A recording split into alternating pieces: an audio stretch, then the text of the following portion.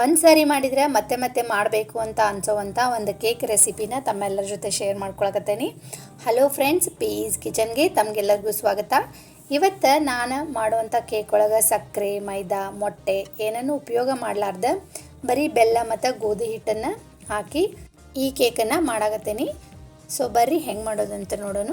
ನಾನು ಇಲ್ಲೇ ಸ್ಟವ್ ಮೇಲೆ ಒಂದು ದಪ್ಪ ತಳದ ಪಾತ್ರೆ ಇಟ್ಟು ಅದರೊಳಗೆ ಒಂದು ಸ್ಟ್ಯಾಂಡ್ ಇಟ್ಟು ಅದನ್ನು ಮುಚ್ಚಿ 10 ನಿಮಿಷ ಲೋ ಫ್ಲೇಮ್ನಾಗ ಪ್ರೀ ಹೀಟ್ ಆಗೋಕ್ಕೆ ಇಟ್ಟೇನಿ. ಈಗ ನಾನು ಇಲ್ಲಿ ಯಾವುದೇ ಕೇಕ್ ಪ್ಯಾನ ಯೂಸ್ ಮಾಡೋಕತ್ತಿಲ್ಲ. ನಾವು ಹಾಲದ್ದು ಕಾಸ್ತೇವಲ್ಲ ಪಾತ್ರೆ, ಅದೇ ಪಾತ್ರೆ ಒಳಗೆ ನಾನು ಇವತ್ತು ಕೇಕ್ ಮಾಡತ್ತೇನೆ. ಅದನ್ನು ಸ್ವಲ್ಪ ಎಣ್ಣೆ ಹಚ್ಚಿ ಅದಕ್ಕೊಂದು ಕೆಳಗೆ ಬಟರ್ ಪೇಪರ್ ಹಾಕಿ ಅದು ರೆಡಿ ಮಾಡಿ ಇಟ್ಕೊಂಡೇನಿ. ನಾನಿಲ್ಲಿ ಒಂದು ಮಿಕ್ಸಿಂಗ್ ಬೌಲಿಗೆ 1 ಕಪ್ ಮೊಸರು ಹಾಕಿ ಅದನ್ನ ಒಂದು 2 ನಿಮಿಷ ಈ ರೀತಿ ಮಿಕ್ಸ್ ಮಾಡಿ, ಮತ್ತು ಒಂದು ಅರ್ಧ ಟೀ ಸ್ಪೂನಷ್ಟು ಬೇಕಿಂಗ್ ಸೋಡಾ ಹಾಕಿ ಒಂದು 2 ನಿಮಿಷ ಮತ್ತೆ ಈ ರೀತಿ ಮಿಕ್ಸ್ ಮಾಡಬೇಕು.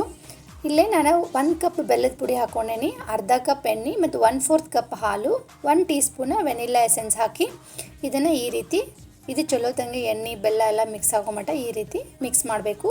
ಕೇಕ್ ಬ್ಯಾಟರೇ ಯಾವಾಗಲೂ ಮಿಕ್ಸ್ ಮಾಡುವಾಗ ಬಹಳ ಫೋರ್ಸ್ ಹಾಕಿ ಮಿಕ್ಸ್ ಮಾಡಬಾರ್ದು, ಸ್ಮೂತ್ಲಿ ಇದನ್ನು ಮಿಕ್ಸ್ ಮಾಡಬೇಕು.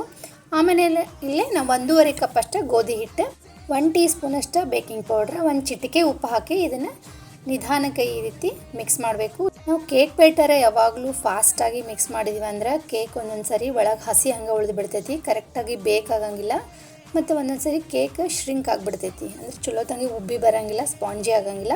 ಅದಕ್ಕೆ ನಾವು ಯಾವಾಗಲೂ ಕೇಕ್ ಬ್ಯಾಟರ್ ನಿಧಾನಕ್ಕನ ಈ ರೀತಿ ಮಿಕ್ಸ್ ಮಾಡಬೇಕು. ಈಗಿದೆ ಕರೆಕ್ಟಾಗಿ ರೆಡಿ ಆಗೈತಿ.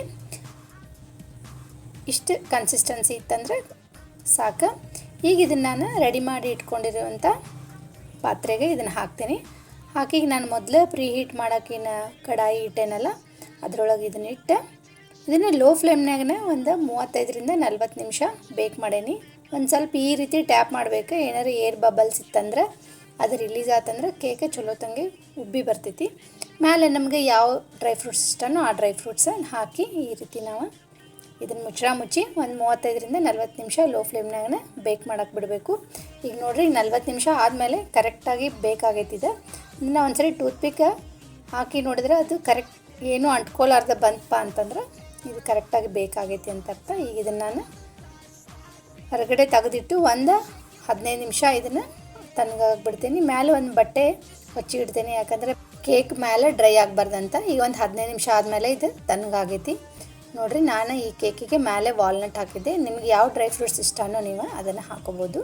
ಆಮೇಲೆ ಸೈಡೆಲ್ಲ ಸ್ವಲ್ಪ ಈ ಥರ ಚಾಕುಲೆ ಲೂಸ್ ಮಾಡಿ ಈ ಥರ ಉಲ್ಟಾ ಮಾಡಿ ಇದನ್ನು ಈಸಿಯಾಗಿ ಬರ್ತೈತಿ. ಕಲರ್ ಅಂತೂ ಭಾರಿ ಮಸ್ತ್ ಆಗೈತಿದೆ. ಈ ಕೇಕ್ ಮಾಡೋಕ್ಕೆ ನಾನು ಮೊಟ್ಟೆ, ಸಕ್ಕರೆ ಮತ್ತು ಮೈದಾ ಏನನ್ನೂ ಯೂಸ್ ಮಾಡಿಲ್ಲ, ಬರೀ ಬೆಲ್ಲದ ಪುಡಿ ಮತ್ತು ಗೋಧಿ ಹಿಟ್ಟಿಂದ ಮಾಡೇನಿ, ಅದು ಕಡಾಯಿ ಒಳಗೆ ಸ್ಟವ್ ಮೇಲೇ.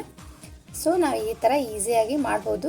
ಕೇಕ್ ಯಾವಾಗಲೂ ನಾವು ಒಂದು ಸರಿ ಫಸ್ಟ್ ಟೈಮ್ ಸೆಕೆಂಡ್ ಟೈಮ್ ಮಾಡುವಾಗ ಅಷ್ಟು ಸರಿ ಬರಲಿಕ್ಕಿಲ್ಲ, ಅದನ್ನು ನಾವು ಮಾಡ್ಕೊತ ಹೋದಂಗೆ ಪ್ರಾಕ್ಟೀಸ್ ಆದಂಗೆ ಪರ್ಫೆಕ್ಟಾಗಿ ಬರ್ತೈತಿ. ನೋಡಿರಿ ಎಷ್ಟು ಮಸ್ತಾಗೈತಿ, ಸ್ಪಾಂಜಿ, ತಿನ್ನೋಕ್ಕೂ ಅಷ್ಟು ರುಚಿಯಾಗಿರ್ತೈತಿ. ಸೊ ಈ ಕೇಕ್ ರೆಸಿಪಿ ನಿಮಗೆಲ್ಲರಿಗೂ ಇಷ್ಟ ಆಗೈತಿ ಅಂತ ಅಂದ್ಕೊಂಡೀನಿ. ಮೈದಾ, ಸಕ್ಕರೆ ಏನೂ ಹಾಕದೆ ಮಾಡಿರುವಂಥ ಈ ಕೇಕ್ ರೆಸಿಪಿನ ನೀವು ಒಂದ್ಸರಿ ಟ್ರೈ ಮಾಡಿರಿ. ಹೆಂಗೆ ಅನ್ನಿಸ್ತು ಅಂತ ನಂಗೆ ಕಮೆಂಟ್ ಮಾಡಿ ತಿಳಿಸ್ರಿ. ಈ ವಿಡಿಯೋ ಇಷ್ಟ ಆಗಿದ್ರೆ ಲೈಕ್ ಮಾಡಿರಿ. ಇನ್ನಷ್ಟು ಹೆಚ್ಚಿನ ರೆಸಿಪಿಗಳಿಗಾಗಿ ಚಾನಲ್ನ ಸಬ್ಸ್ಕ್ರೈಬ್ ಮಾಡೋದನ್ನು ಮರಿಬೇಡ್ರಿ. Thank you.